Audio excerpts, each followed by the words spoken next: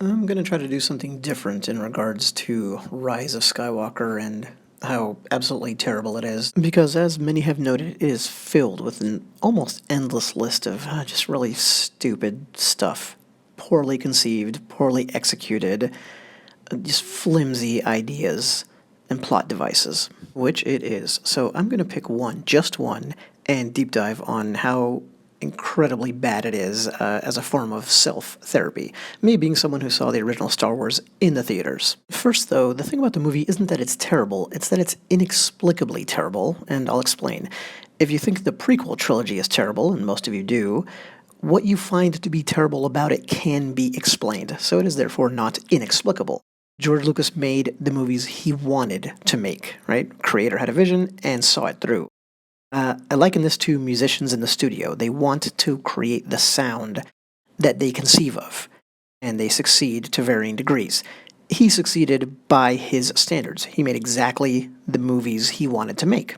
Were any fans clamoring for protracted political intrigue or a whiny teenage Anakin before the prequels came out? Well, of course not, but that's what Lucas wanted to do, so he did it.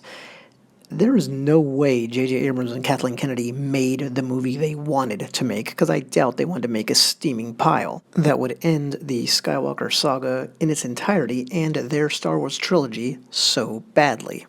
By their own admission, in their own words, they wanted to make Star Wars movies Star Wars fans would love. They looked back at the previous 6 movies and said, here's what you loved, here's what you hated, we'll recycle the former and avoid the latter. So if you make a movie and by default a trilogy, because this movie ends the trilogy, specifically as fan service, a fan service exercise, and you can't please the fans, then it's inexplicably bad because you had the recipe, you knew what to do. Just execute well or half decently, right? You have the formula. You know what worked with The Force Awakens, didn't work with me by the way, but worked with Force Awakens, and what didn't with The Last Jedi. It couldn't be more clear how to end this trilogy in a, general audience fan-pleasing way. And that's why they brought JJ back after The Last Jedi. This then is like the Rolling Stones coming through town. Play the hits, make them sound like they did on the record, and that's it. The crowd goes wild. You don't have to be very ambitious, and they're not very demanding. Just do your job well. Instead, it was like Mick Jagger and company said, I wonder how badly we can play and still have these people approve. That's what this movie felt like to me. Like, they almost consciously tried to make a sloppy film just to see if they could, because they had no time, production problems, all that business rewrites. Who knows? Either way, it's absolutely unacceptable as a final product. And here we go. One major plot point, and just how dumb and bad it is. The Magical Mystery Fleet. Sidious has this giant armada. Where did it come from? We don't know. Who built it? We don't know. Simple math tells us its complement would be at least 1 million men and women, because I think they said in that crappy movie that there was 1,000 ships. Well, 1,000 times 1,000 is 1 million. Where did those people come from? Were they from the former empire? That would make no sense. Did he grow them in a lab? We have no idea. Also, all Star Destroyers, or these, are now mini Death Stars. Formerly, you needed a generator the size of a small planet, literally, a moon, or a small moon. You get the point. To create a planet-destroying laser, but now you can fit it on a teeny-tiny, in comparison, destroyer. Well, okay. Also, within a very short amount of time, apparently, you can mass-produce them in great quantities. Before building one was like building the Empire State Building, now they're like smartphones in a Chinese factory. Now, all of that is stupid and very Deus Ex Machina based, etc., but it doesn't matter. That's just the premise. The point is now the rebellion, or whatever the hell they're called in these terrible movies, they're screwed. There's no way they can contend with that fleet. But, luckily, here we go. My top 10, just top 10 of stupid things about this central plot point. These ships can't activate their fields until they're in space. We have almost 3 full trilogies and standalone Star Wars movies leading up to this where that is not a thing, but now it is. Fair enough. On top of that, let's get to number 2. They can't just fly off a planet on their own like every other ship we've ever seen in this universe. They just can't. This mighty armada. That was 2. 3. They can each be destroyed by a single mosquito fighter. Because in the sequel trilogy, and especially in this movie, but really the sequel trilogy overall, no bad guy, Snoke, the off-brand Palpatine, or Palpatine himself, is intelligent enough to learn even the most basic lessons from the previous war. More on that in a minute, but seriously, Sidious oversaw the construction of these ships, the instrument of his ultimate revenge and triumph, but didn't bother to make sure they don't have the exact same flaw as the original Death Star. That's inexcusably lazy writing. Which you all gave JJ a free pass on in The Force Awakens because it was so exciting to see, TIE fighters versus X-Wings again. But anyway, he went to the well too many times and now is paying the price. Number 4. We know for a fact that these ships can already be sent off-planet because one of them goes and destroys a planet. So that means Sidious chooses to keep all of the others, the instrument of his revenge, down on the planet where they're apparently helpless and easily destroyed. 5. Their overwhelming conventional firepower is useless. This was actually properly explained in the original trilogy. The Death Star didn't have anti-fighter guns. It was an oversight. They didn't think that was a threat, blah, blah, blah. We all know that. They only had, anti-cruise ship guns. That's why the fighters could get so close. Star Destroyers are not the Death Star. They can fire at and hit small ships. We know that for a fact. So 1,000 of them should have obliterated Poe's forces in 5 seconds flat. This isn't like other space battles in the saga, in my opinion. The numbers here are such a joke. That tiny set of fighters showing up should have just disappeared within one barrage, one volley of fire. This would be like a squad of 0 fighters in World War II attacking 1,000 massed U.S. destroyers. Number 6, the actual First Order fleet. Oh, look, I said their dumb name. The First Order fleet, this massive fleet that survived, that triumphed in the last movie, is nowhere to be found at the bad guy's most important location, protecting his most important asset when it's at its most vulnerable. Were they all on shore leave at the same time? Here's an idea. Have them sit in orbit, protect your floating Fabergé eggs that are down on the planet for whatever reason, because you want to leave them there where they can be destroyed, and game, set, match. The rebels, whatever the hell they're called, would not possibly be able to penetrate that and get through to your ships in time before they took off. And then once they're in space, they can turn on their shields, because that's a thing now, and then they'd be invulnerable, and you'd win. By and by, why wouldn't you share this is number 7, by the way, why wouldn't you share this Star Destroyer, travel size, super easy to mass produce Death Star technology with the First Order fleet?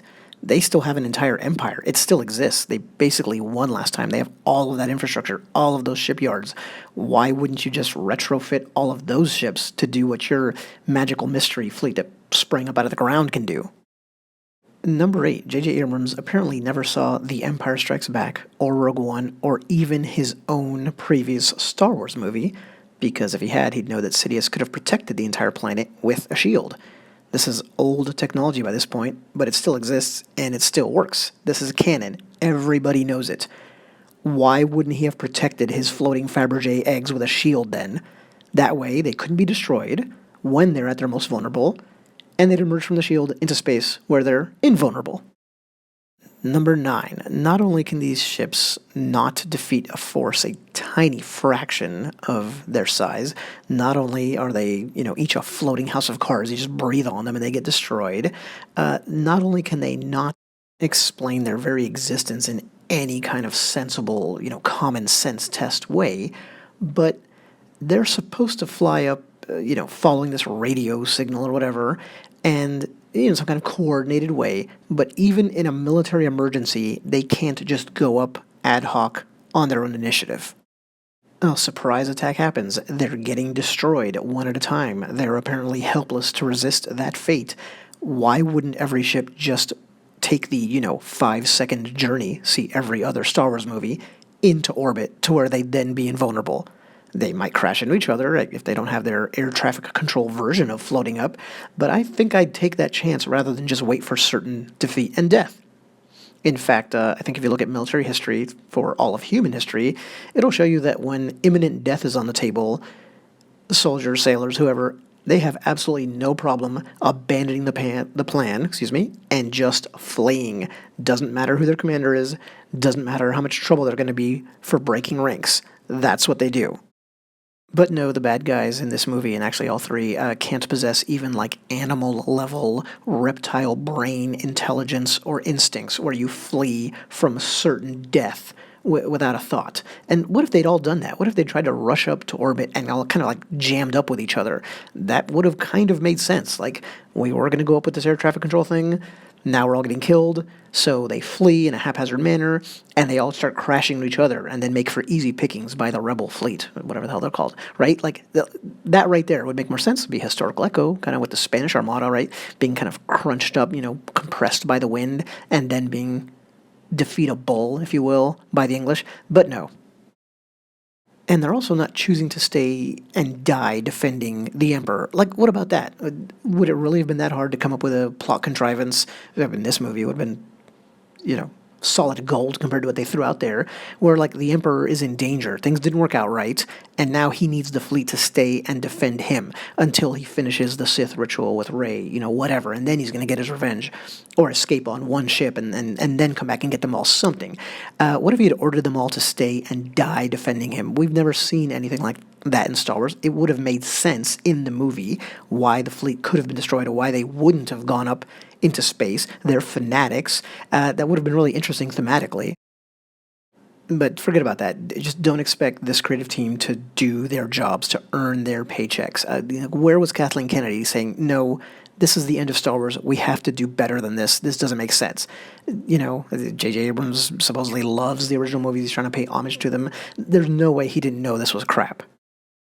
Do your job and come out with something that is at least plausible, the overall movie, a story that can hold water for 5 seconds when a reasonable person thinks it through as they're watching the movie.